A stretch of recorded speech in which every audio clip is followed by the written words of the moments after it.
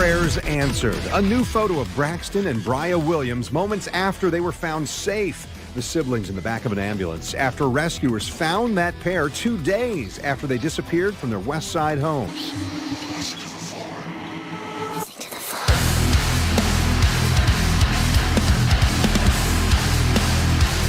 Well, what's up? It's iCkEdMeL, and I had a quick little update to the story. A good update. The kids were found. Trust me, I was surprised. We got our babies back. I never gave up. My son never gave up. We kept the faith, and I thank God for that. Your reaction to getting your grandchildren back? Just thanks the Lord, and I thanks everybody for all the prayers. Braxton and Bri'ya Williams, they were located at 3:35 p.m. on Tuesday, December 17th. They said that the children were found behind or in some dilapidated pump house, and it was reported that they were only 400 meters from the home. Shortly before 4 p.m., searchers found the siblings taking shelter inside a dilapidated pump station just north of their home. So what happened? How did these kids go missing, right? On Sunday, when it was reported that they were missing, there was rumors and people wondering, were these kids being watched?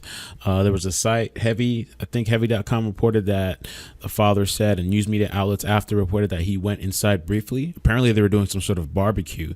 He goes inside briefly, according to him, and he comes out and the children are just gone. They disappear. It was in this front yard Sunday morning where Braxton and Bri'ya's father told police he last saw his children.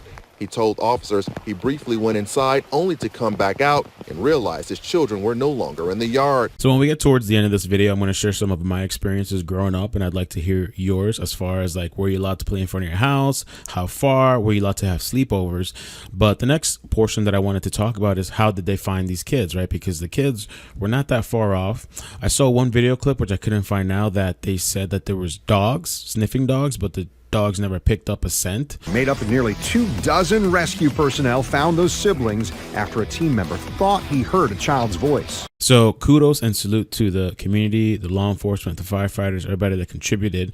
But before these kids were found, there was a lot of rumors going around. There was this interesting story that I heard about, and there was this interesting clip that I found tonight on Twitter of these people that were in the neighborhood, and they said that they saw a woman in a car speeding off with 2 kids in the back, and one kid with his hands pressed against the window. So that was kind of fueling more fuel to the fire as to maybe they were taken. We were walking down the entrance back toward our trailer, and there was a woman that came speeding out, and I had to jerk her out of the way. She was going so fast, and the woman had 2 kids in the back seat. So she was in a dark gray. The little boy that was on the left side of the car, he had his hands up on the window like this. And we didn't think anything about it. I mean, but then whenever they said they were last seen at 11:30, it kind of jogged our memory as to what we had saw. So when I heard that, it definitely rang bells in my head. But not only that, there was reports that there's multiple offenders in that neighborhood, and the police were investigating and talking to offenders, child offenders, which I kind of wanted to ask you guys too. What's a good way to find out in your area about the offenders? Do you download an app? Is there a way to look up how many people in your area and stuff are offenders? I was wondering about that today. And, well, it seems like they had a good community, though, because they got a lot of support from law enforcement and the community that came and brought them food. When word got out that the children were found safe, police and complete strangers brought food to the family home. It's just to show how happy we are for them to get their children back and how it's a miracle of God. As far as the kids, it's reported that they have some scrapes, bruises, and they're dehydrated. They were in the hospital, but they're doing good. And before we get to the next portion of the video, I just want to say thank you to the Patreon supporters: Boardwalk Angel, Ernesto, Kat, Katrina, Shakanya, Spicy, Vivian. Thank you guys so much. And I also finally got this membership thing on YouTube enabled. It's not activated yet because I have to finish setting it up, but it'll be an option for people to support me here on YouTube also. You'll see a join button. So once that's ready and enabled, I'll let you guys know about that, how you can support that. All right, so some open forum conversation about growing up and how protective, overprotective, or non-protective were your parents. And I thought about this because of the whole thing where the guy, he went inside. He says briefly, but who knows if it was longer, to get meat for the kids, and the kids ran off. When I was growing up, that was a thing. You go in front of the house. It depends. Some parents let their kids run around more. My mother, she was very strict. It was literally, you were supposed to be right in front of the house. You couldn't go anywhere else. But there was a couple of times, even on my bike, that I would sneak off and go around the entire block. Sometimes kids do that kind of stuff.